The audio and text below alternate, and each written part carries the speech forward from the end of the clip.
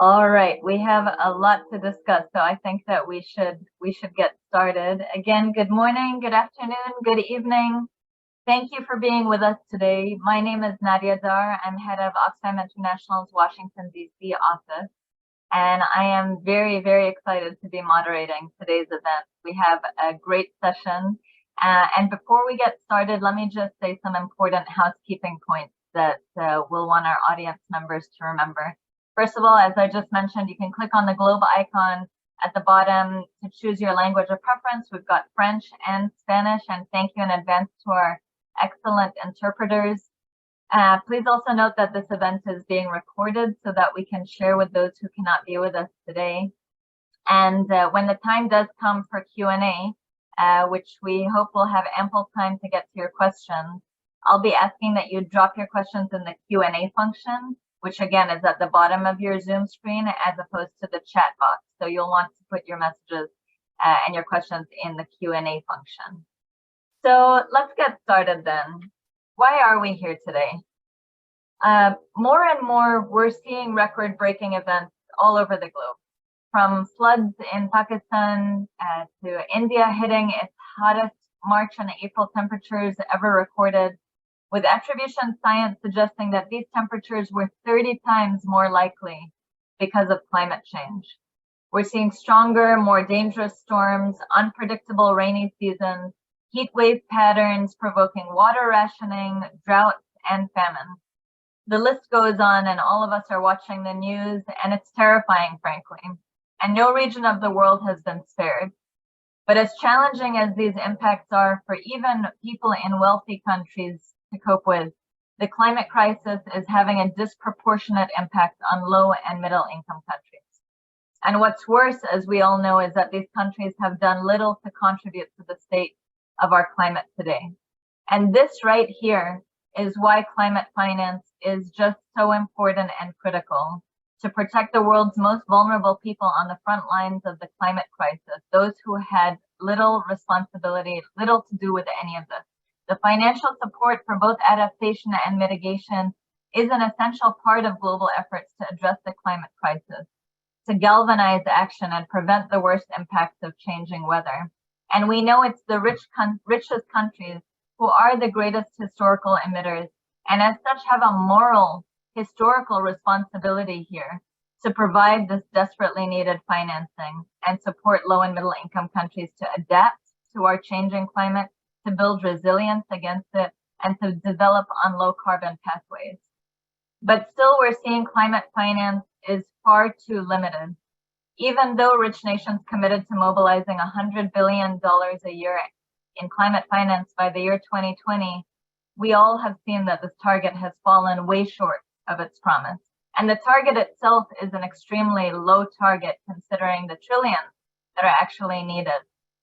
We're distressed to see how much climate finance is being provided through debt instruments, especially now, requiring not just repayment, but even repayment with interest in many cases.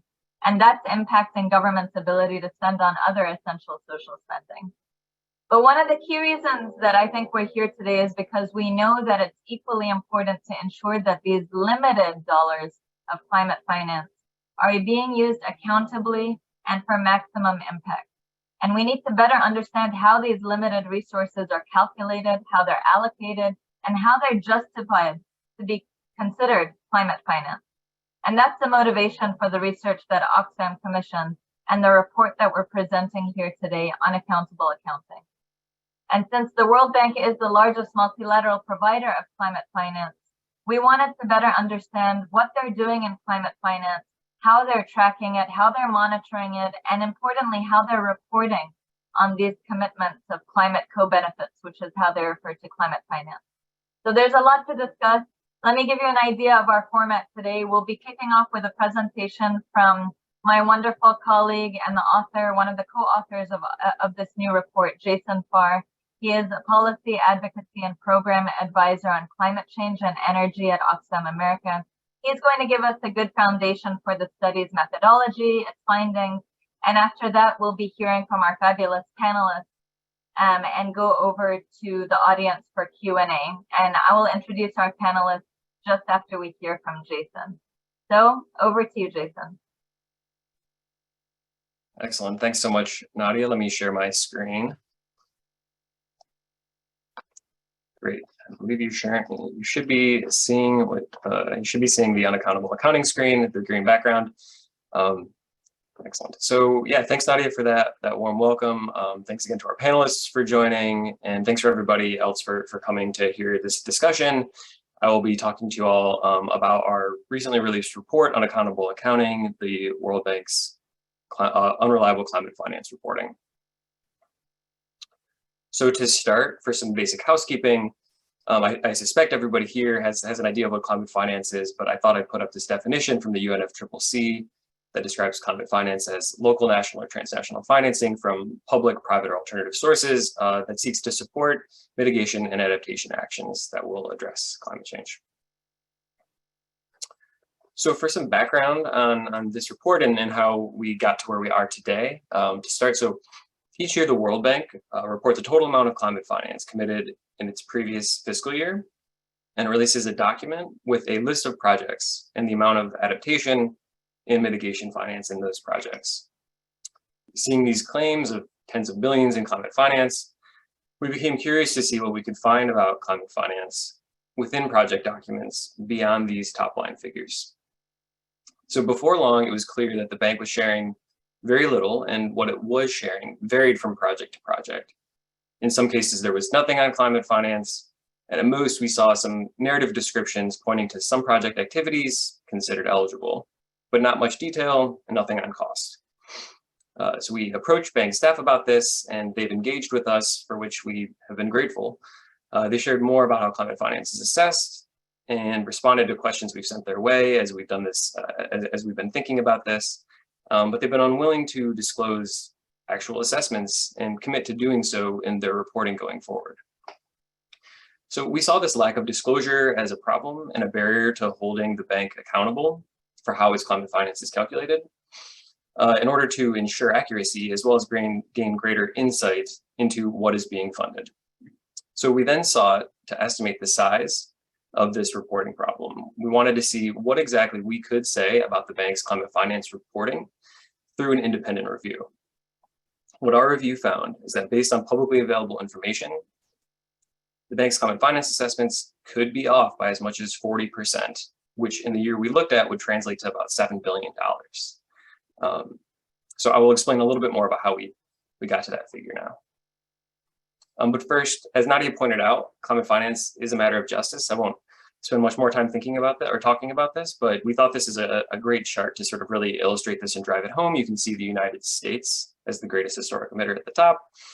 And at the very bottom, there's this small red bar that represents the cumulative emissions of low-income countries. So it's quite stark. So this is really important. And we really think the finance that's going to help these countries who have committed least to this problem and are disproportionately impacted by it, to make sure that that funding is going where it needs to go and that it's accountable. So what did we do? As I said, we sought to estimate the size of this reporting problem. The way that we did this, it was by trying to recreate the bank's numbers in these projects using the Multilateral Development Bank's joint methodology. The MDB joint methodology is a methodology that the multilateral development banks have agreed upon to assess mitigation and adaptation finance within projects. We didn't seek to challenge that methodology, but to simply try and apply it. So we applied this methodology to these projects that we looked at, using of course, the publicly available information that we had to come up with our own figures. The more assumptions that we had to make due to this limited information, the more the numbers would diverge from those that were reported, and that gives us our error. The first challenge we had was selecting from this pool of 348 projects in fiscal year 2020. Each project document is about 50 pages, so we couldn't look at all of them. We randomly sampled 78. So it's worth reiterating a point here. Our focus was not to take issue with the MDB joint methodology. Our concerns were with the reporting on how that methodology is applied. So the MDB joint methodology defines what counts as adaptation and mitigation finance. So for example, in an adaptation project, we might see investing in schools. Some investments in schools could actually count as adaptation, but only the costs that make those schools more resistant to extreme weather. So our issue is not with that. Our issue would be, so when we look at these project documents, we might see the cost of investments in these schools, but we don't see the costs of making the schools more resilient. And those are the amounts that are being counted as climate finance. So we think it's helpful to understand what we've done here by walking through a specific example. So these figures that we'll look through in this example are not taken directly from a specific project, but this is meant to give you a sense of how we approach this. So what we're starting with is the information that we have in the summary World Bank PDF document. This is the document that I mentioned that comes out each year that lists the projects and their adaptation and mitigation finance. So we have the amounts of adaptation, mitigation finance, and the total commitment for the project and the project name. We also get project ID, but this is about it. The big black square in the middle of the screen represents the information that we don't have to get to those figures. So this is big black box is what we're trying to uncover. So we remove the box. Our effort to do this involved looking specifically at the project appraisal documents for projects. So in this example, we're looking at a project. Let's say it's the Odisha Integrated Irrigation Project for Climate Resilient Agriculture. Within a project, you'll have several components. In this project, for the example, we have two. There are often many more than that. And for the components, we would have a dollar amount. So component 1 here in this example, 40 million, component 2, 70 million. And a component might be something like climate smart intensification and diversification of production. Within each of those components, we have subcomponents. So, and again, in this example, we only have 2, there are often many. And an example of a subcomponent might be support to improved productivity and climate resilience. Each subcomponent has within it several activities. Sometimes one activity, but it can be many activities. And the activity level, that's where the climate finance is being calculated. It's being calculated for specific activities within a project. And an example of an activity might be increase farmers' awareness, access to, and adoption of climate smart technologies.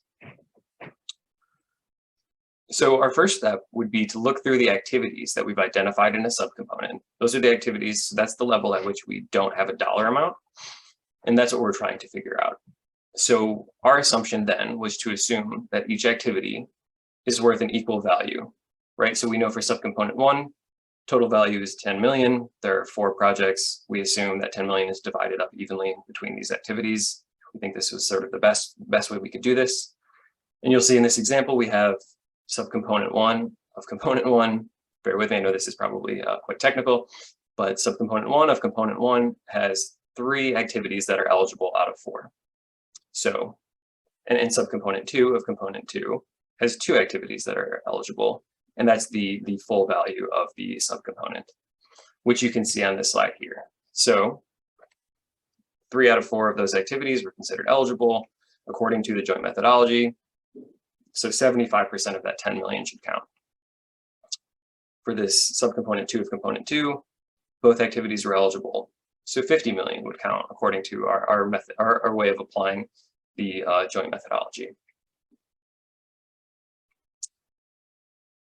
So we then compared our estimate, which was 57.5 million, so 50 million plus 7.5 million, 57.5 million, to the bank's reporting, which said 70 million, but there wasn't much detail on that. So the difference between ours and their assessment is 12.5 million. So 12.5 million, if we do some math, divided by the 70, gets us this error. The difference here would be 17.8%. On average, across the projects we looked at, the difference between what we found and what the bank reported was an average of 40%. So just as a reminder, this is also a stylized accounting of this. Obviously, doing this in practice was a bit more complicated. There were other things we had to take into consideration at various points, but this is sort of the general gist of what we tried to do here. If you're curious to know more about how we did this, There's a detailed annex in our report that goes into great detail regarding our method here. So what we found, as I mentioned, on average, our calculations were off from the banks by about 40%. So you can see here our calculations for adaptation finance and mitigation finance and all the projects that we looked at. So we have adaptation on the left, mitigation on the right. All those blue dots above that black bar represent instances where our estimate was actually higher than the banks. The green dots are instances where our estimates were lower than the banks. And if we were spot on, we'd be right at that black bar. So one way we've been thinking about this, to use a metaphor here, is like a faulty thermometer. So say you have a thermometer, you know that it's accurate to within 10 degrees. So at any given time, it could be 10 degrees above, the actual temperature could be 10 degrees above what you're seeing on that thermometer and 10 degrees below. So it gives you sort of a range of options, but it's not telling you very much about what the actual temperature is. So as mentioned, for the 78 projects we looked at, our estimates differ by an average of 40% for each project. If we extrapolate and apply that figure to the 17.2 billion in climate finance from IDA, the International Development Association, and the International Bank for Reconstruction and Development, the two entities that we looked at, that would mean $7 billion could not be publicly clarified. So just again, as a reminder, we're not saying the bank is over-reporting. The point is that we have no way of knowing whether they're over-reporting. There's really no accountability on this. So yeah, we have almost near half, like about half of the information that we would actually need to publicly verify this. This would also mean that in 2020, the bank potentially could have fallen far short of its goal of ensuring 28% of its commitments were climate related, which would mean the figure could actually be as low as 19.4%.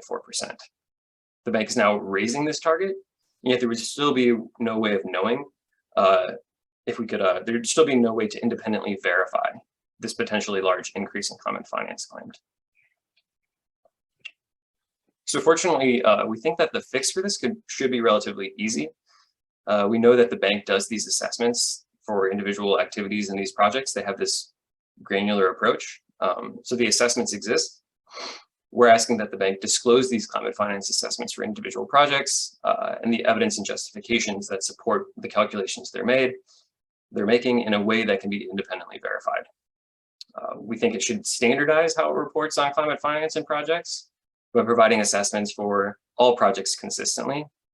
Current practice in our review was what's reported on these projects, was reported on climate finance varies quite a bit from document to document. And ideally, this information would all be captured in a public World Bank climate finance database where you could easily search, look up different projects, look up what was being reported in those projects and what was being funded. So just for some key takeaways, we've had many communications with the bank, as I mentioned, and they were responsive, however, ultimately unwilling to agree to disclose these assessments or commit to doing so going forward. So we decided to undertake this report to see what can we say about climate finance if this is going to be the current practice. And again, we have $7 billion essentially in this year that we could not account for if the current practice is maintained. So we think this is an opportunity for the bank to step up and set a high bar for climate finance disclosure to really instill greater confidence in its activities and its reporting. Again, there's a huge deficit in climate finance. We need to really make sure that what's there is going where it needs to go, and that it's the institutions that are providing that finance are being held accountable. So I think that's it for my report. Looking forward to discussing more on this in the Q&A. I'll pass it back over to you, Nadia. Thanks so much, Jason, for walking us through that impressive work. And I'm sure that many have reactions and responses. So I want to immediately then go to our esteemed panel. We have Sonia Dunlop, who is the program lead of the Public Banks and Multilateral Development Banks with E3G. Welcome, Sonia. We have Sara Jane Ahmed, who is a finance advisor to the V20, the Vulnerable Group of 20 Ministers of Finance. We have Carolina Monsalve, who is the lead climate change specialist of the climate change group at the World Bank. And I'm sure all three have some responses to Jason's presentation, to the report, and really thinking about climate transparency and the relevance of it. So why don't I then just first go to Sonia then. Thank you so much, Jason, and thank you so much, Nadia, for doing this analysis, doing this report, doing this accounting, as it were, and helping raise awareness of the issues obviously involved. My name's Sonia Dunlop. I'm a public banks program lead at E3G, a climate change think tank based in London, and this work is really relevant to everything I'm trying to achieve and everything my team and I are trying to do in terms of the MDBs and climate change. Because in many ways, we look at what is counted and what the policies are to help spur projects of these kinds, but it's really good that Oxfam have kind of sat down with an abacus, as it were, and tried to add it all up and count it all up and found that, you know, you couldn't replicate the numbers. And there's been a lot of interest in this issue over the last couple of weeks, thanks to certain comments made by certain people in the leadership of the World Bank. You know, the 31 billion climate finance number for last year has been beamed all over the world, and I for one have had a lot of journalists calling me, asking me, you know, about that figure, and I've been able to pass them all on to Oxfam as the resident experts now. But I want to say a bit more about the bigger picture in terms of MDB climate finance, because what this shows is that there are real problems in terms of how climate finance is counted, real lacks of a lack of transparency of data, not just at the World Bank, but at other MDBs as well, although there are varying degrees of transparency.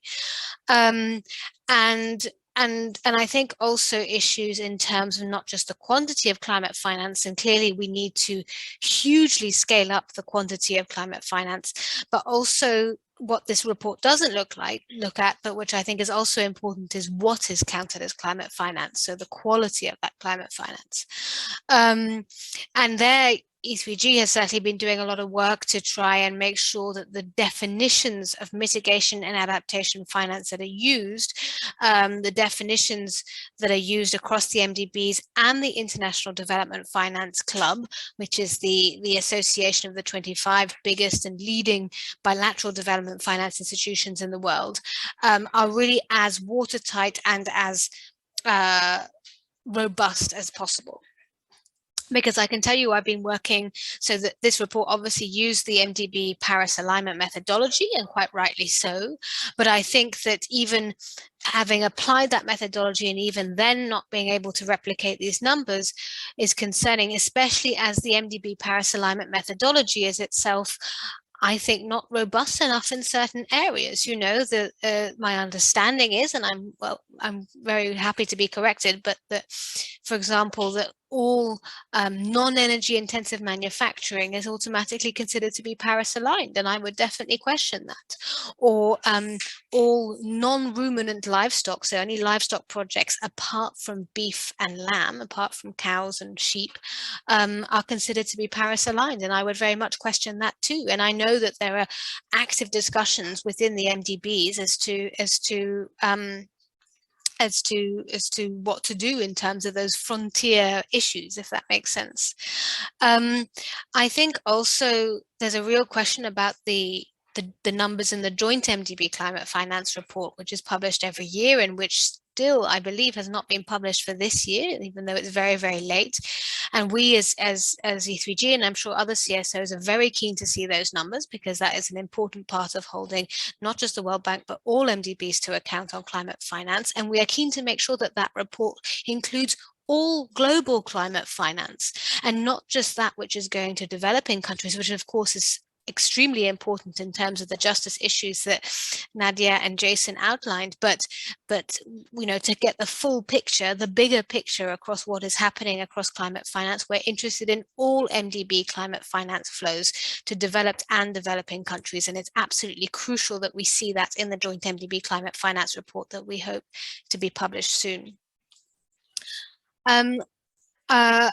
I think we also really want to see much more transparency from the World Bank and other MDBs as to exactly how they come up with these climate finance attributions project by project, and publish in each case both the specific assessment of how they came up with those attributions, but also the once all MDBs have to start justifying the Paris alignment assessments of projects as they get sent to the board. We want to see every MDB publishing, alongside the project information that it publishes, also the assessment proving that that project is Paris aligned. And I could imagine a future report where we look at the Paris alignment assessments of the projects going to the boards of the World Bank and other MDBs, and trying to replicate those, and trying to see if we can replicate the analysis that went into those, because I think there too there will be a need for additional transparency. So I'll probably leave it there for now. I'm happy to answer questions later. I know that the World Bank does a huge amount of very good climate finance, and is the largest provider of climate finance to the developing world, not the largest multilateral provider of climate finance in total. I believe that's EIB, but the largest provider of climate finance to the developing world. And the World Bank, to its credit, also provides good information to the OECD, which is also important in terms of comparing across MDBs and DFIs. But we clearly need more scrutiny, more transparency, and not just of project level, but at policy level as well. And that's what E3G is trying to do with its tracking website, which I'll say a bit more about later. But back to you, Nadia, and thank you for the opportunity. No, thank you, Sonia. That was brilliant and really helped to contextualize a lot of this work as well, and hear about the nuances and the other pieces to be thinking about when we look at transparency and reporting. I want to turn now to Sara Jane and hear from you, Sara Jane, on your reflections on the report on climate transparency more generally, especially from the perspective of countries that are at the forefront of facing the impact of climate change. Thank you, Nadia, and thank you to Oxfam for the report. I think it's generally important that we have these discussions, especially as we look to ensure that there is enough resources to deal with the huge gap in terms of this big fire we are in, and the efforts to put it out. In terms of transparency, reporting, accountability, at the end of the day, we already see that finance is short, and to not be clear with what is delivered is a disservice to the most vulnerable. However, that said, I think when we think about transparency and accountability, it should be in a way that encourages more resources to flow, as opposed to being another piece of paper that has to be done for the sake of being done, but rather as a way to incentivize everybody to either to upscale resources or to figure ways to utilize more multilateral resources to have private sector participate as well. The accountability and transparency also moves beyond MDBs into regulation, into the financial regulatory authorities as well. And the demand for this should also be coming from governments, both the V20, the G7, and the G20. And this is part, I think, of the need for our global financial architecture to be better suited to deal with climate change. I just want to share some numbers from the V20 on debt as well as on the losses. So over the last 2 decades, 55 economies have lost around $500 billion in growth potential. And then in the next 4 years, they will have $500 million in debt service payments. So this is a massive issue, considering the fiscal space is not there, and we need to invest this decade to transition our economies. And so moving forward, as we tackle together this issue of transparency and accountability, that we work together to try to ensure that the way it's being done encourages more resources to flow, and also supports the teams working in the multilateral development banks to make it practical for them as well, in order to mobilize the necessary funds. And I'll stop there. Thank you. Thank you, Sara Jane. That was a very helpful also reminder of just the quantities that we're talking about when we're thinking about the debt servicing element of climate finance. Let me turn to Carolina Monsalve for your reactions and responses, and how you're seeing climate finance transparency. Thank you, Nadia, and good morning, good afternoon, and good evening to you all.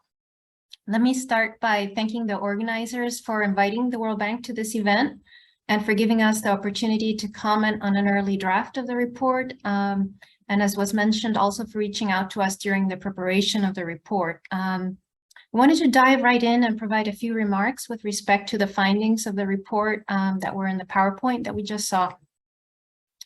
First, the report finds that the bank could have underestimated or overestimated. So let me emphasize the underestimated part by as much as 40%. This is a sizable potential margin of error. We want to take this opportunity to reaffirm that our climate finance assessments are rigorous, systematic, and consistent, and we stand by our assessments. Our approach is granular. We consider only those activities or even aspects of those activities that directly contribute to climate change adaptation or mitigation. We are neither overestimating nor underestimating our climate finance numbers. We have also been applying the methodologies in a more conservative fashion over time. It is surprising to us that the report seems to imply that the entire MDB system is potentially misrepresenting climate finance. Let me make a second point. The report argues that there's no way of knowing whether climate finance was delivered and achieved mitigation and adaptation impacts because the methodology is ex ante in nature. While the methodology is indeed ex ante, we do in fact track the impact of our climate finance through another metric, our climate indicator corporate commitment, which is a little less well known. As a commitment under our climate change action plan since our fiscal year 21, for every operation with climate finance of 20% or more, we require projects to include a climate-related indicator to track the achievement of results over the project cycle. We report on this indicator as with all indicators in the results frameworks of our projects through publicly disclosed implementation support reports, which happens normally twice a year during implementation. And at completion, the independent evaluation group evaluates whether those results are achieved through the implementation, completion, and results report review. I know that's a mouthful, ICRR, which is independent and public. This is a critical aspect of accountability in how we use our climate finance. In other words, this climate indicator assesses impact throughout the project cycle and complements the ex ante nature of the climate finance metric. Therefore, we would argue that it is indeed possible to assess over time the impact of our climate interventions in our IBRD and IDA lending. Third point related to the report. The report does raise broad questions about MDB climate finance disclosure and how granular reporting should be. We believe that we are being transparent and granular with disclosing both aggregate levels of climate finance for the bank group, the World Bank, IBRD, IDA, and at the project level, disclosing climate finance. But we understand that others have different opinions, as we've heard today. We would be happy to sit down with Oxfam civil society groups to unpack how the climate finance methodology is applied to a given set of projects, to demystify the application of the methodology. Let us not forget that climate finance as a metric has been an extremely effective way of mainstreaming climate and MDB lending and for the World Bank. We're making now a concerted effort to boost climate finance across our interventions to reach our corporate target of 35% and to really move the needle. And I would just say, for example, that in fiscal year 21, we didn't hit the 35% target. Last year we did. It's a stretch target, and we are trying to do more on climate while also delivering on broader development goals. Let me briefly turn to our efforts to enhance the impact of our interventions, including our climate finance. A key pillar of our climate change action plan is to integrate climate and development, supporting clients in the climate space while delivering on these broader development goals. The Bank Group's new Country and Climate Development Reports, CCDRs, are examples of our ongoing efforts to help countries integrate climate and development and prioritize the most impactful actions that can reduce emissions and boost adaptation. We believe these diagnostics can serve governments, their citizens, civil society, and our partners to engage with the development and climate agenda, supported by better coordination at the country level.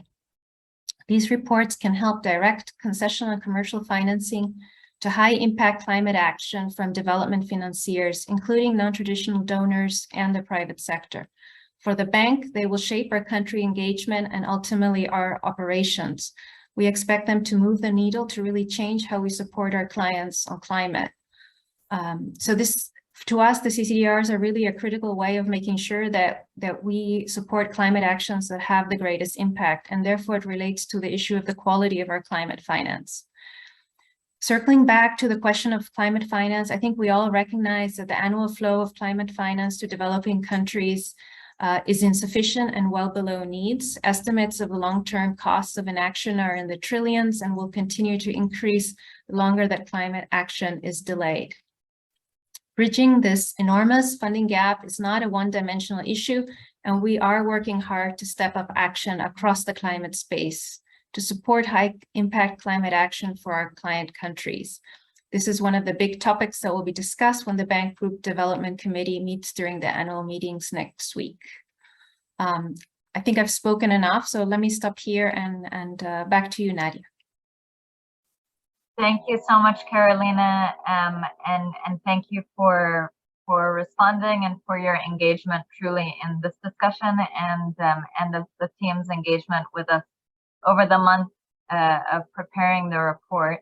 We're going to be giving our audience a chance to ask some questions. A reminder to please put your questions in the Q&A function.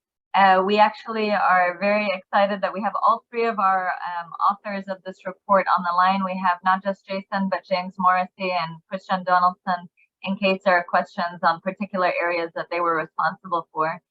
Please put your questions in the Q&A, put your organization and your name and who your question is directed at, if someone's specific. But before that, I just want to turn to our panelists for a couple more questions. And immediately, I am keen to hear, Jason, if you have any immediate reaction to the responses to the report, and then I'll have a question for each of our panelists to kick us off. So back to you, Jason, quickly. Sure. Yeah, I'll be brief so that we can get to the Q&A. But I appreciated everybody's remarks here. Very helpful to hear Sonia. That this would be useful information, similar to Sara. We all agree that this is incredibly important, that we're getting this finance where it needs to go, that it's being delivered in a way that's accountable, or the institutions can be held accountable. So yeah, thanks so much for everybody for sharing there. I think just a couple of responses to Carolina specifically. I think one thing is we're not necessarily, for one, saying that the bank is doing nothing on climate. We're actually not even really saying that necessarily that the bank is that the bank is over reporting, because we're saying that we don't know. So I think for us, to be clear, we're very much focused on this question of what is reported and what we can say about what's being delivered. So we don't mean to be calling into question the entire Mdv climate finance methodology. Again, very clearly, focusing on what is reported and whether or not we can sort of duplicate that methodology in project documents. I think Sonia actually spoke more to the issues with that methodology potentially that are certainly interesting, but again, not necessarily the focus of this specific piece of work. I think while it is true that, you know, the report says that there could be over or under reporting, I think, you know, from the bank side, I think sort of leaning on the idea that the bank could be underreporting seems potentially like an admission, you know, that maybe the bank doesn't know, but I don't think that's actually what you meant there. But again, so we're really talking about this range. It's 40% here, and yes, definitely welcome the inclusion of the climate related indicator for any project with more than 20% climate finance. That's fantastic. I think we would like to be able to see that level of like to see that impact measured for all projects with climate finance. And yeah, climate finance across the board, not just at the bank. I think really it would be helpful to actually see that on the ground impact.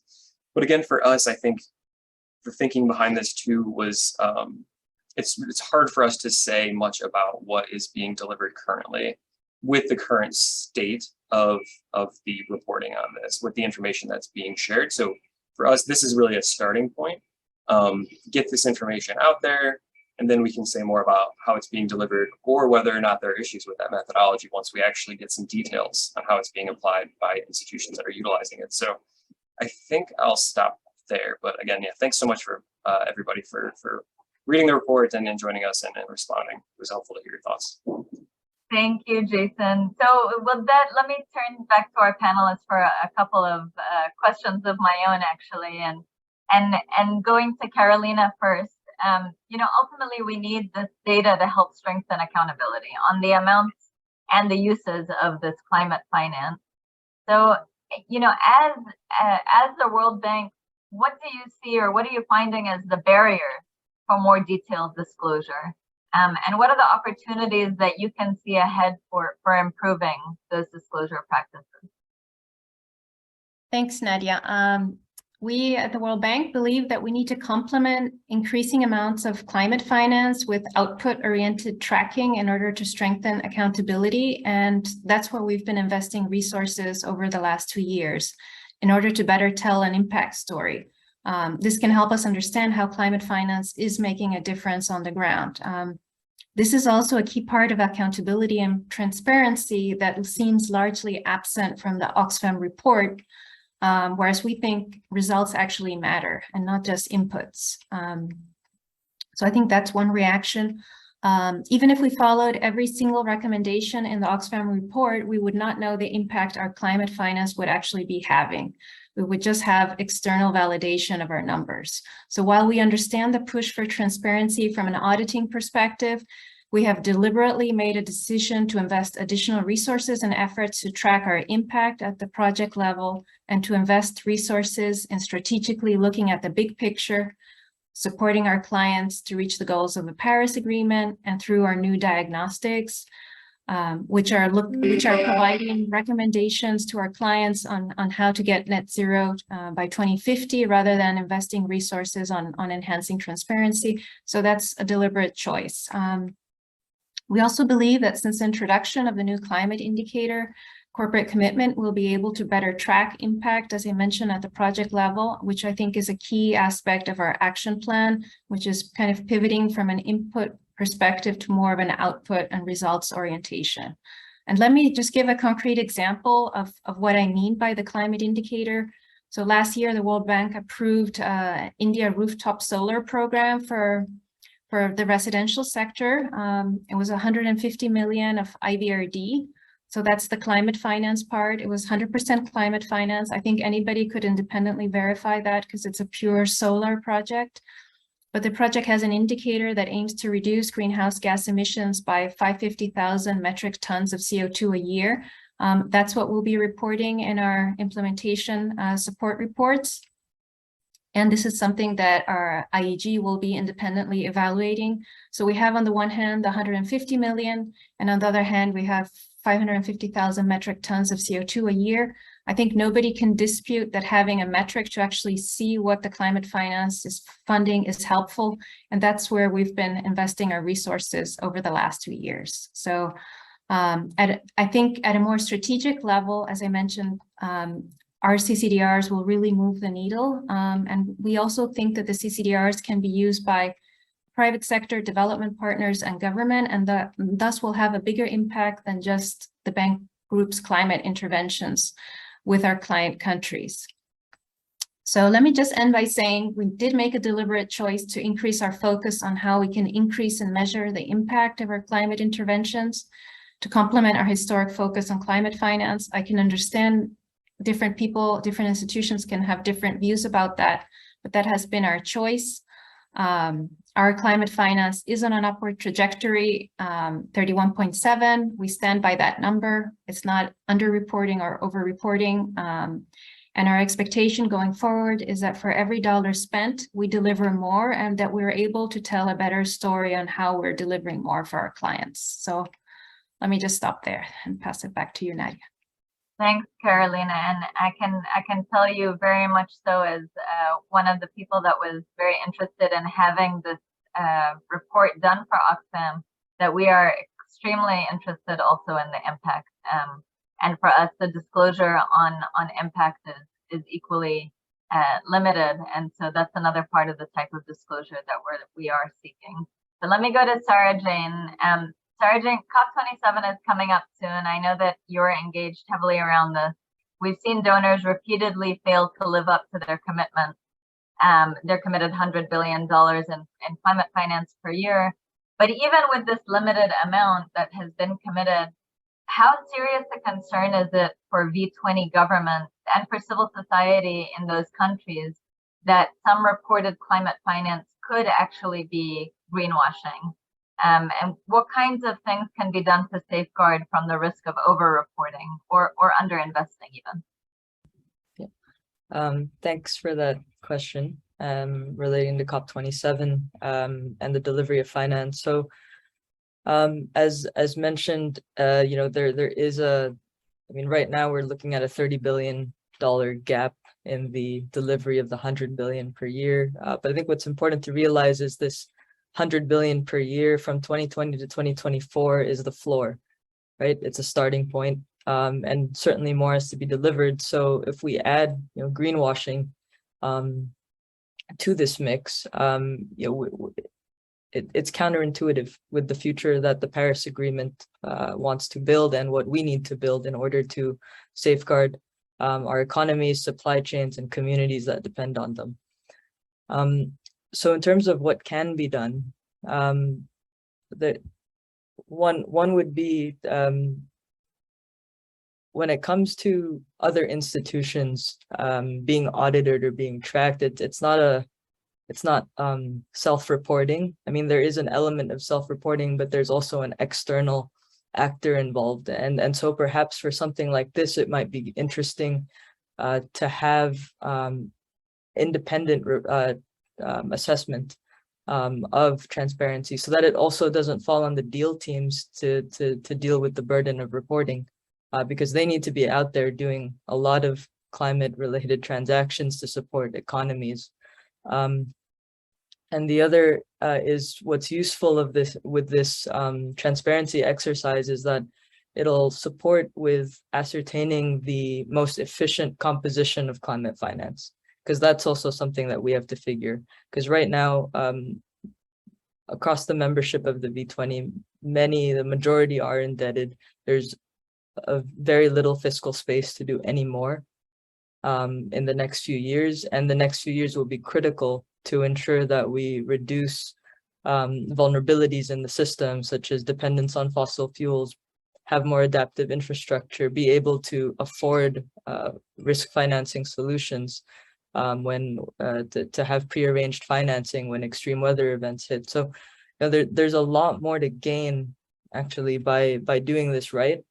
And so hopefully moving forward into COP26, the update on the delivery plan and the V20 as well in the Climate Vulnerable Forum have asked for an implementation plan on the doubling of adaptation.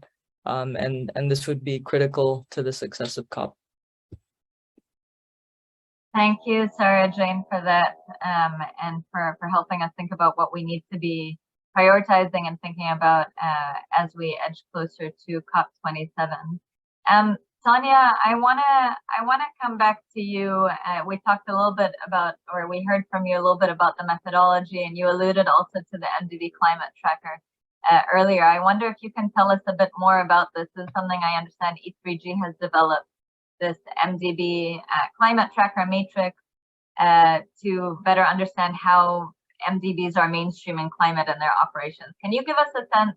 What are you seeing? You know, how are the MDBs writ large doing in their Paris alignment efforts and their climate finance ambitions? Give us a taste of that.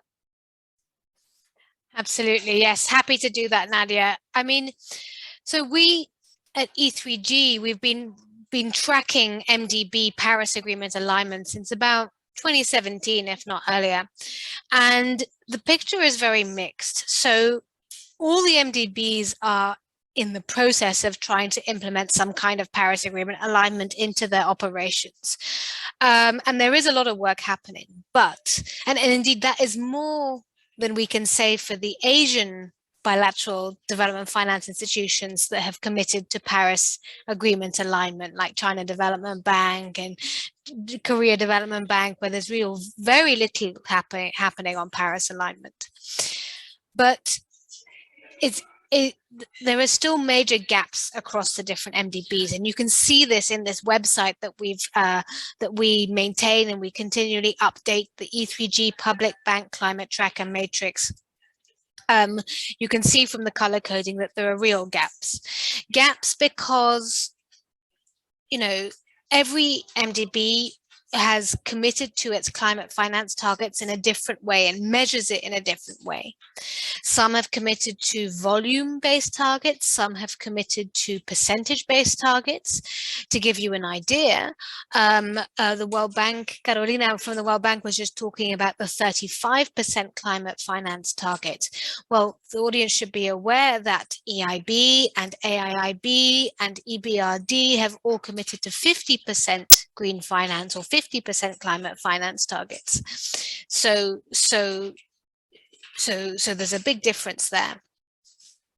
Across the board, we've seen that EIB and EBRD, using our definition of Paris alignment, are probably the most advanced in terms of implementing the different aspects of Paris alignment into the institution, but every MDB has its own strengths and weaknesses. So we find the African Development Bank is very good on adaptation. The EBRD is very good on energy efficiency.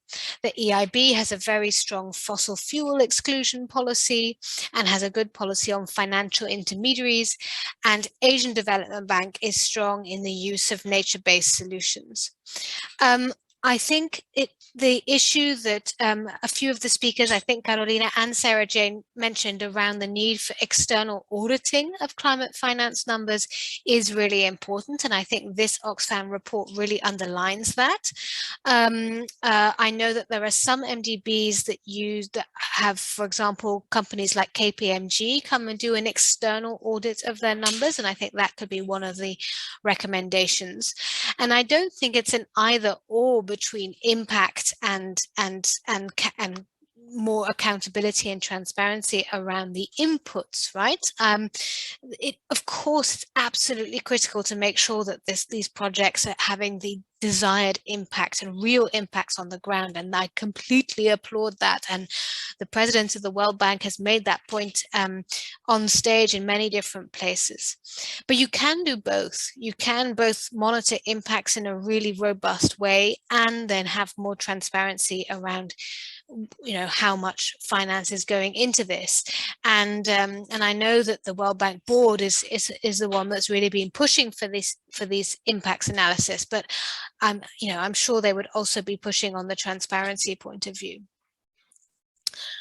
So, you know, this is critical across the board. We need more scrutiny, more transparency, and ultimately we want the World Bank to use its position as the leader, the pinnacle of the MDB ecosystem, the premier World Development Bank, to really not just be focusing on its own climate finance numbers and not just to be focusing on the impact of its own projects, but to be also using its position as a thought leader for the world on development and using its position as a knowledge bank as well as a lending bank to really lead the global climate transformation on mitigation and adaptation in every corner of the world. And we need it to be leading by example, and we need it to be leading in terms of the ambition of its policies and the extent to which it is transformational in the way it's transforming the world's financial system, the world's food system, and the world's energy system, and much more. And that, I think, is really what we have been missing over the last few years.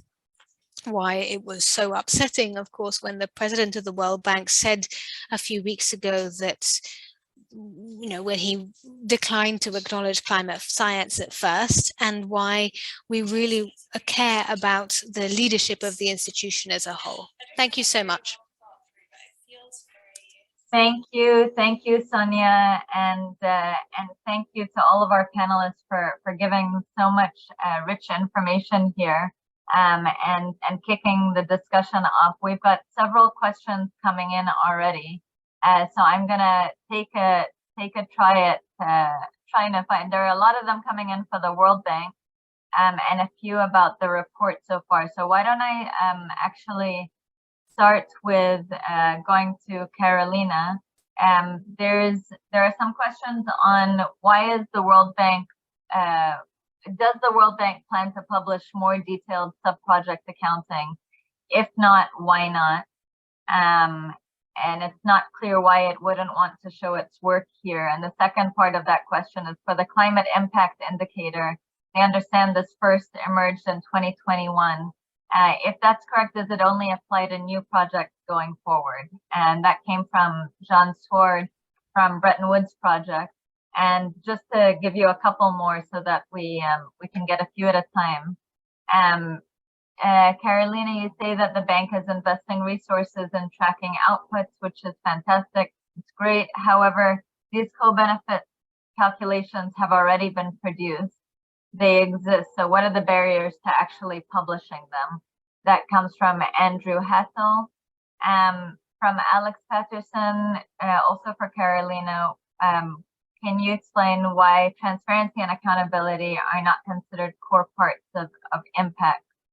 And I've got a couple more as well, but I'll let you respond to those first. Okay, I just wanted to respond to a couple of things that Sonia raised, and then I'll go into the questions. So first on the target, why a percentage, why a dollar amount? I think it depends for different MDBs on its financing structure. So for the World Bank, IDA is an increasing part of our financing. It's a 3-year replenishment cycle. And we don't know in advance how much IDA is going to mobilize from our partners. So that's the reason why we went for a percentage. And that can be different for other MDBs that might be financed in a different manner. On green finance and a 50% target, green finance includes more than just climate finance as per the MDB report. So that's a reason why the numbers can be higher. And maybe just to say that the World Bank's portfolio is quite different from some other MDBs. So some MDBs are very focused on infrastructure. So if you're primarily doing energy projects and transport, like EIB does a lot of, it's very easy to have high climate finance numbers. We've done a huge amount of financing and support to our client countries on COVID, on crisis preparedness, pandemic preparedness and response. And as you can imagine, providing financing to buy vaccines in an African country doesn't give you climate finance, but nobody would argue that's not important. So I think, you know, different banks have different mandates and different focus, and it's not easy to compare. It's not exactly apples to pears. Although on the climate finance space, we do have a joint report where everybody reports collectively their climate finance, but different institutions come from different places. And then just last comment on the knowledge bank. We see the CCDR as an example of the bank as a knowledge bank. And although these diagnostics are going to serve our country engagement and our interactions with our clients and ultimately our operations, both lending and non-lending, these can be used by our partners and by the governments themselves to be more ambitious in terms of strategies and also implementation of climate plans. And coming to the question on the climate indicator, it is for projects starting in fiscal 21. So it's for new operations from fiscal 21. It's not applied retroactively, as any new corporate commitment is never applied retroactively in the bank. We are reporting at the project level. We understand that transparency is important. We believe that there are a number of elements that are out there in the public domain. So the methodology is out in the public domain, the Mdv Climate Finance methodology. The project level numbers are out in the domain, and we do our estimation based on the project documentation, and the project documentation is out in the public domain. And we have been willing to sit down with Oxfam and other members of civil society to explain how we apply that methodology. But we don't at this moment have any plans to disclose the assessment, which is the ask from Oxfam. But we understand that you know, there are people who would like us to do that. So I think that's responding on the indicators and project level accounting. Maybe just the last remark on the accounting is that even for people in the World Bank who would have, you know, more information, the assessment is done by assessors in the bank, not by task teams, as somebody indicated in their intervention. It's quite technical, and it's obviously based on a kind of a corpus of expertise in the application of the methodology. And certainly in the financial context, you have professional auditors. You just don't dump all the information and expect a CSO to kind of audit the financial accounts of the bank. So I think there's a level of complexity and expertise required. And we have very competent and highly experienced climate finance assessors within the climate change group. Thank you, Carolina. I want to turn to the report authors because there are a couple of questions coming in here.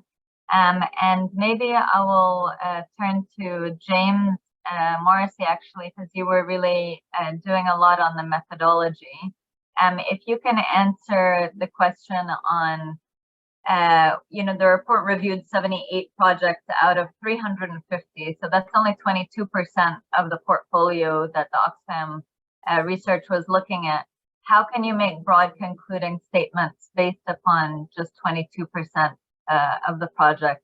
And then also, did you look at any other MDVs? Sure. Thanks very much, Nadia. Thanks, everyone, for attending this.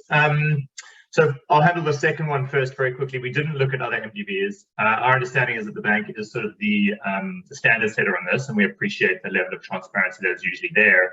In this case, we simply think there isn't, and we were left to do this approach. And Carolina, I don't want to turn to back and forth, but I'd love to, you know, to your response to your last question, we deliberately tried to reconstruct the methodology from the project documents, and we're unable to.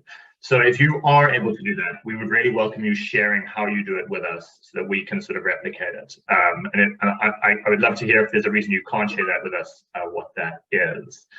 But returning to the question about the sample of only 78 projects, yes, that's true. So firstly, I should say that one of the challenges we had in this work was getting through the project documents. The project documents are on the order of sort of 50, 60 pages in length.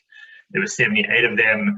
If you do the math, that's like 4,500 pages of work to try and get out these sort of 70 projects. It was so overwhelming, in fact, that we had to bring in a consultant to help us get through them.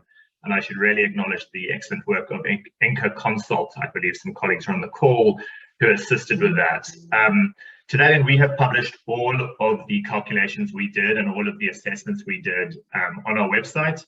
and the notes of our efforts to review those 78 documents come to about an 800-page document in and of themselves.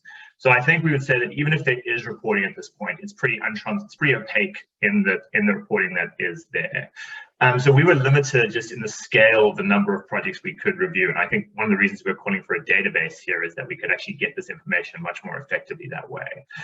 With that in mind, that all being said, in terms of the difficulties of doing it, it's a totally common practice in statistics to take a sample of projects and make conclusions about a population. I mean, that is sort of the core basis of statistics. And we did that, and we applied all of the relevant confidence intervals that you can make based on sample size to reflect the project. If you want to read the report in the methods appendix, that's all fully documented. We end up, for those who might be interested, while we say here there is a $7 billion potential over-reporting, so that's the worst case scenario, our average comes out at sort of $6 billion with about $1 billion confidence interval. So it could be as low as 5, it could be as high as 7, the average is 6. So that's how we handle the extrapolation from a sample to a population. We bootstrap them. For those people who do statistics, we bootstrap the methods for non-replacement and all the rest of it. So I'm happy to handle that, but I feel pretty confident that the sample is a good and solid statistical indicator of the population. Thank you, James. That's helpful and clear. I want to turn to Sara Jane.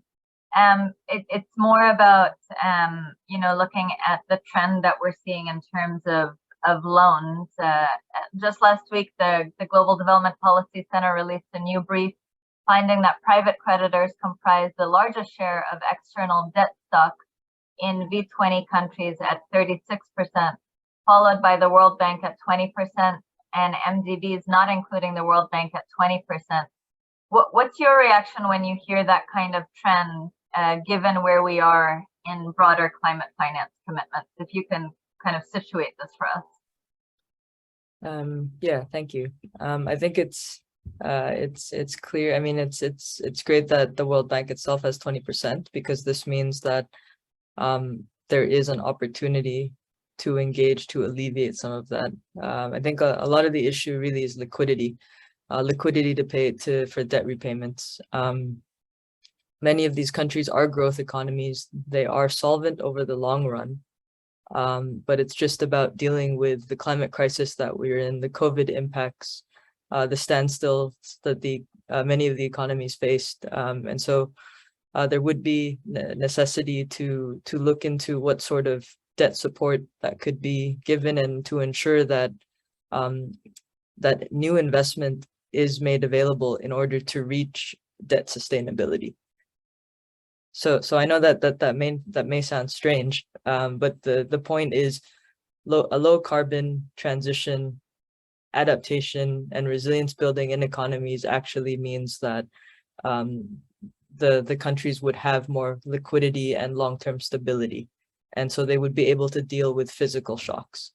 The issue that we're facing is that the shock that we're dealing with it didn't come from the financial sector, so we don't need a financial sector fix. It's a physical shock caused by extreme weather and failing to safeguard the 1.5 degree limit of the Paris Agreement. We are not on track by any means, and so it's critical that we go back on track, but that perhaps it would be an opportunity for the World Bank, and I think the Paris Club as well are major debtors to the V20, and so perhaps there would be an opportunity for debt for climate swaps. For example, the IMF just put out a paper on what would be useful, and but the thing is, we can't really, it shouldn't just be country by country, but rather it should be a large deal at scale for many of these economies, and for all the creditors to coordinate and collaborate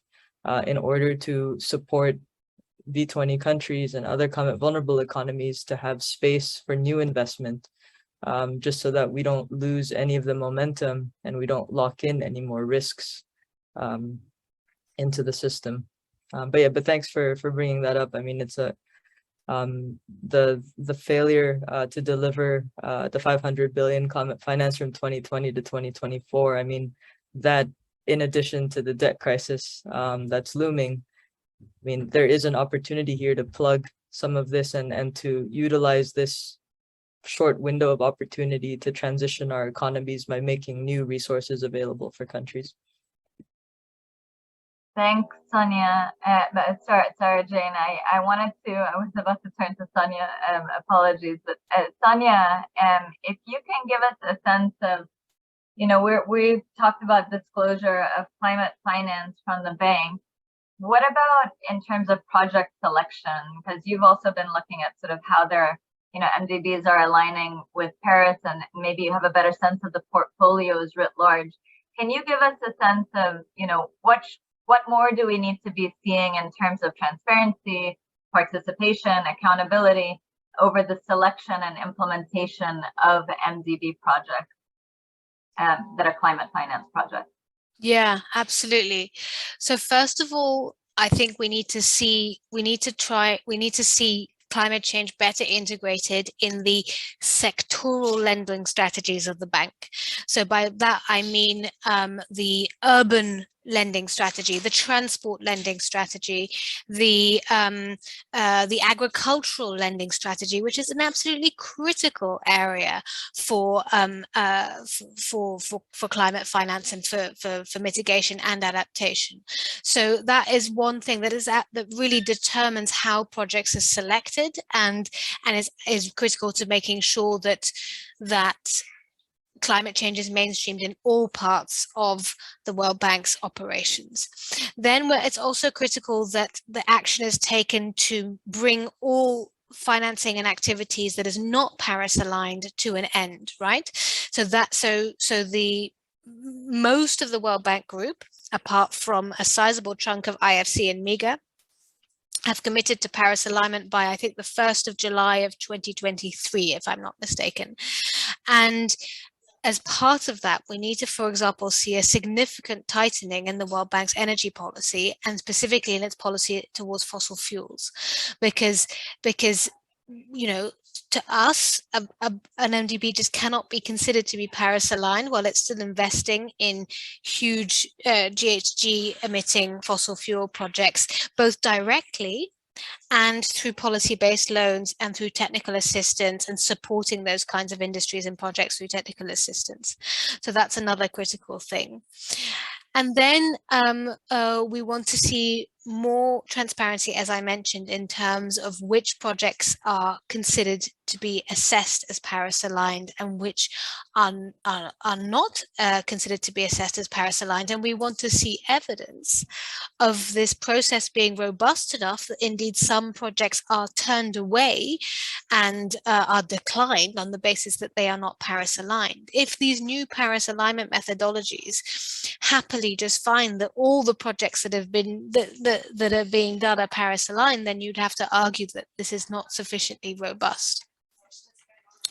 And then we are keen to make sure that there is more transparency in terms of how climate is mainstreamed into country level strategies. The country climate and development reports that the World Bank have produced are very good documents, and we really applaud them and we welcome them. And we're working actively to try and make sure that they are actually used as blueprints for country packages and country platforms and just energy transition partnerships and other kinds of partnerships in countries. But we want to see an actual process for how they are then translated into the World Bank's country partnership frameworks and strategic country diagnostics. So there's really a need for more scrutiny and transparency of how these complex, deeply complex institutions across the World Bank Group and across the rest of the MDB ecosystem are mainstreaming climate in every part of their operations and making sure that none of their operations do any significant harm to the goals of the Paris Agreement. Back to you, Nadia. Thanks, Sonia. Thanks so much for that. And I know that Carolina also wants to come in on the project selection. And since you'll have the floor anyway, I want to shoot you two more questions that have come in. One from Aisha Brinson from US Treasury. And she asked, as the World Bank rolls out these CCDRs that you've talked about, how can we ensure that effective climate finance is delivered to address the recommendations in CCDRs? How are you getting buy-in from countries on these reports and their recommendations, since the World Bank operations respond to country priorities? So there's these reports, and then there are country priorities at the same time. So if you can respond a bit more on the CCDRs. Okay, let me first go on the project selection. So I think the project selection in the World Bank Group is really driven by our country engagement process rather than sector strategies. I just wanted to clarify that. So it's an engagement that we have with our counterparts. We do what is called a systematic country diagnostic, and the CCDR is expected to feed into the SED. There's extensive consultation on that. Then we elaborate with our counterparts a country partnership framework. Again, there's extensive public consultation on that, including with civil society, and that determines priorities. And we see the CCDR feeding into both the diagnostic, the SCD, and the CPF. And if it's off cycle, potentially feeding directly into policy dialogue with clients on how to operationalize the recommendations, not only through our climate finance, which is our investments, but also through our advisory and technical assistance. And then on, I just wanted to make a comment on energy because, you know, we dispute the claims that were said. So just wanted to reiterate that the World Bank Group has not financed any new upstream oil and gas projects since 2019, a goal that was announced in 2017. The World Bank Group hasn't financed any oil pipelines since 2014. And in fiscal year 21, we did 0 new fossil fuel financing. I'm speaking for IBRD and IDA. So I just wanted to put that. I know that there are disputes about the numbers, but you know, we stand firm that those are our financings in relation to energy. In terms of operationalizing CCDRs are our own independent view of what countries should be doing in the climate and development space. And of course, well, when we produce these, we engage with different audiences. This is very much driven not by the climate change group, but at the individual country level. So it's really at the country level. And the operationalization definitely happens through discussions with counterparts on what they want us to support them. And we've already seen with Turkey, for example, a request from the government to support them in elaborating their long-term strategy. So Turkey did, as part of the CCDR, there was a net zero modeling up to 2050. It's our interpretation of what needs to be done to get to their own commitments. I think it might have been 2060, not 2050. And then the government has come to us for some more technical assistance to help them develop their strategy. So we see the CCDRs. I know we're talking about climate finance and it's at the level of individual projects, but we really see the CCDRs as a mechanism to help shape our clients' NDCs, to help them implement NDCs, update their NDCs, develop long-term strategies, which many of our client countries don't have, help them on the policy space, on policy reforms. And we expect in the operationalization, some of it will come out through our lending, our IBRD and IDA lending. But as was mentioned, we're a knowledge bank and we provide a lot of advisory support and technical assistance for our clients. So there's no quick and easy answer, and it's different for every country. We only have 5 CCDRs that have been published to date. They are being used by our partners. The Rwanda CCDR was published on the 29th of September. The IMF is using that with its engagement on Rwanda for supporting them on climate. So we expect to see more of these things and to be able to tell more of these stories, perhaps in a follow-on event same time next year, where we'll have more experience with, and we will have launched the first full set of CCDRs. Thanks so much for that. Looking forward to reading all of these reports, and the ones that are out there and the ones that are still to come. I have a question here for Jason. Your report clearly shows that the World Bank does not disclose sufficient data to replicate its climate finance calculations, but not that the actual calculations are incorrect or unreliable. So why does your headline say that the World Bank climate finance reporting is quote unquote unreliable? Jason, over to you. Yeah, thanks so much. I mean, I think for us, we thought that we don't think that it's reliable because we can't use the information that's available to recreate their numbers. I think that's a good justification for us, at least, to use the word unreliable. You know, I think if bank could share more about what it's doing in these specific projects, how it's calculating this climate finance, then we would consider that a reliable source of information for, you know, verifying the total dollar amounts that we do see. Thanks. Okay, well, thank you very much. Thank you. I think we're always going to have many more questions, but we are approaching the end of the event. So I did want to turn back to our panelists one by one, and actually ask you if you can just give, you know, one minute or 2 minutes even from each of you on what do you see as the biggest sticking point for not only increasing climate finance, but its effectiveness? And what would be the most impactful way to overcome that hurdle? And I will start with Carolina, then go to Sonia, and then go to Sara Jane. So to you, Carolina, please.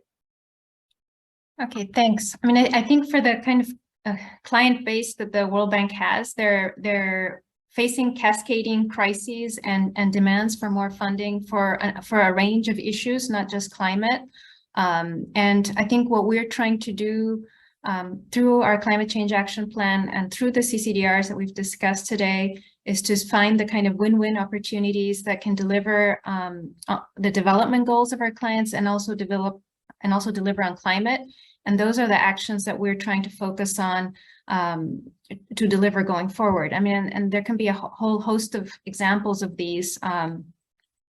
Given the energy crisis that we're currently facing for a number of countries, it's leading them to think about actually and asking us to support them in investing more in renewables so that they're less reliant on, you know, supplies from overseas that are expensive, with prices kind of moving a little bit all over the place and very high, or for countries that are constrained and have huge fiscal crises, reviewing some of their subsidies that are supporting fossil fuels, doing it in a smart way, protecting the vulnerable and poor, and that can, you know, liberate funds for them to invest in things that are needed for their own development, and that can also support the climate agenda locally. So I think there's a whole host of things that are needed. The climate finance from MDBs is part of it. Clearly, we need to be mobilizing more money from the private sector and catalyzing funding. Our work on supporting policy reform and institutional reforms and regulatory reforms have kind of nationwide impact, and we're hoping to do more of those. And we're hoping that the recommendations from the CCDRs will kind of filter through to our support for policy reforms, which we deliver through a variety of mechanisms. So there's no simple answer. Our overall lending envelope is constrained by the capital that we have, and our capital is a function of our partners.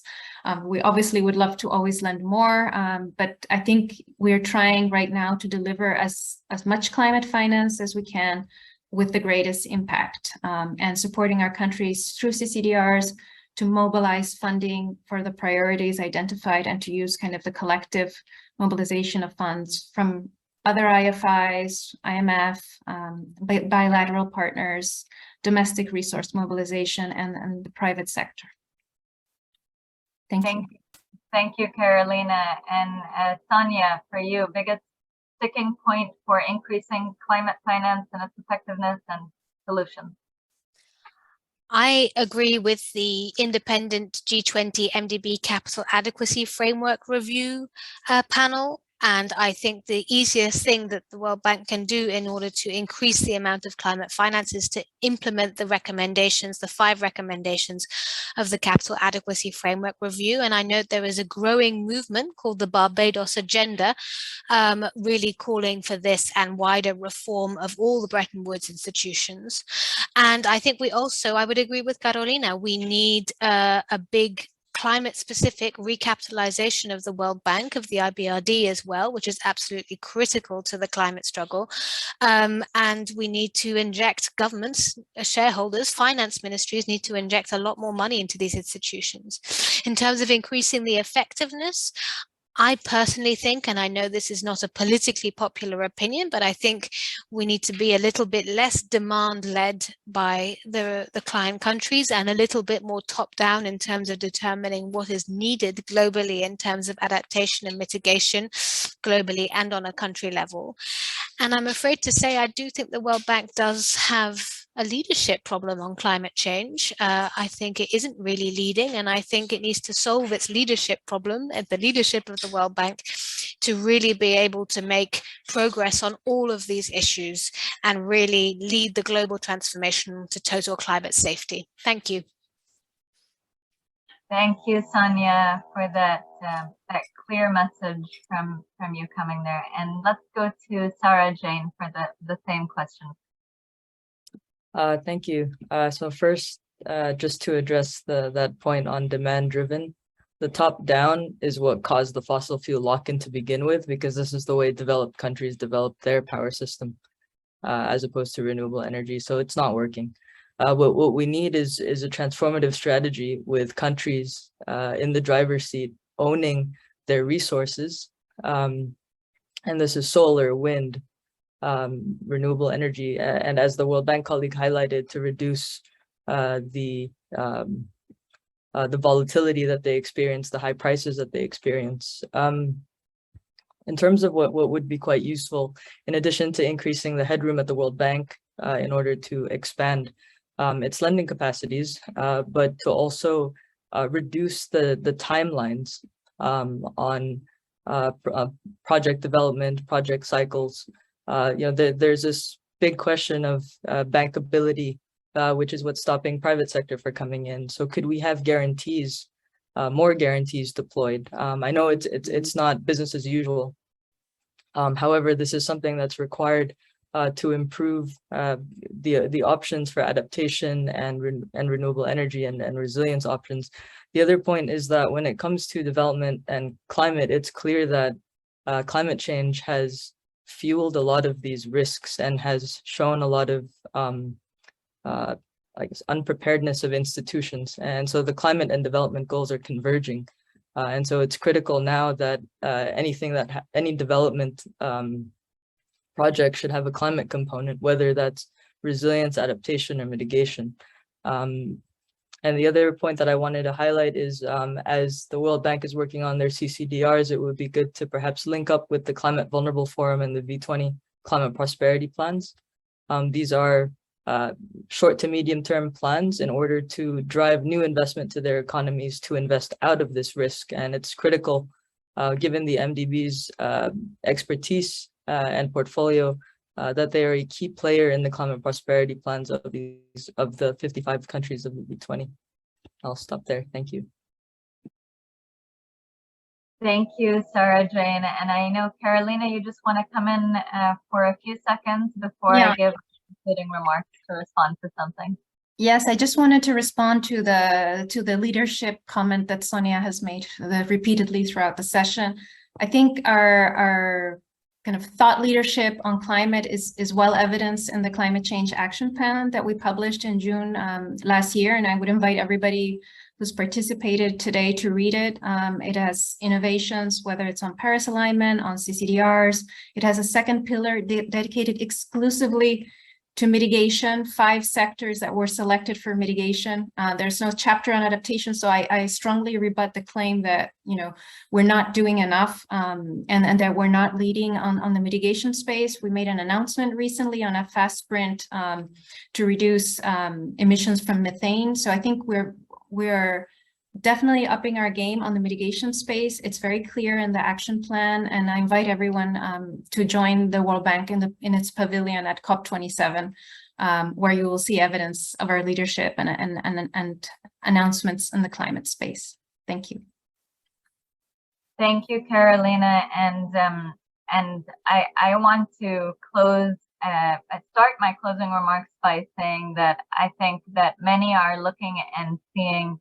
And I think what was being discussed, Sara, you have your hand, Sara Jane has her hand up again, is about the leadership specifically of President David Malpass, especially, and thinking about if there is a leader who is questioning the science behind climate change, if that is a fit leader for a leading development institution where climate is the most existential threat to long-term development. And I think it's within that focus of credibility and the shredding of credibility that comes with such statements that makes it that much more important for the bank to be stepping up with the kinds of things that you mentioned, but also on transparency and on disclosure, as we've been talking about today. Where I want to leave us off today is really in thinking about that. And obviously, this is the start of this conversation. This is not the end of this conversation. Dialogue is needed, but especially actions are more needed. And I just want to reiterate how important transparency is as a cornerstone for accountability on climate finance. And if financiers choose not to disclose the full array of information that is needed to hold them accountable, then they are making a choice not to be accountable. And the public's ability to audit the bank's climate finance is constrained, as this report has shown. And it does make it impossible to verify even the great work that is happening when there is a lot of good work happening out of the bank. And there are a lot of things that need to happen beyond transparency. We've seen reports about continued investment in fossil fuels. We've seen reports about how much of financing from MDBs and from rich countries generally is coming in the form of debt. So there is a whole package of reforms needed here, but transparency is something that is possible to do. And the risks and implications of over-reporting when there is that lack of information are too severe, especially of what it could mean for under-investing in critical climate action, which is already devastatingly under-resourced. And so I just want to end there by saying thank you to all of our panelists. Thank you to our audience. I am very grateful that you all came out here today, and thank you especially to the great team that worked on this fantastic report. And there were lots of questions I know that came in even on the methodology. I encourage all of you to read the report. Fiona will put the link again into the chat. Thank you all for being here. Thank you. Thank you.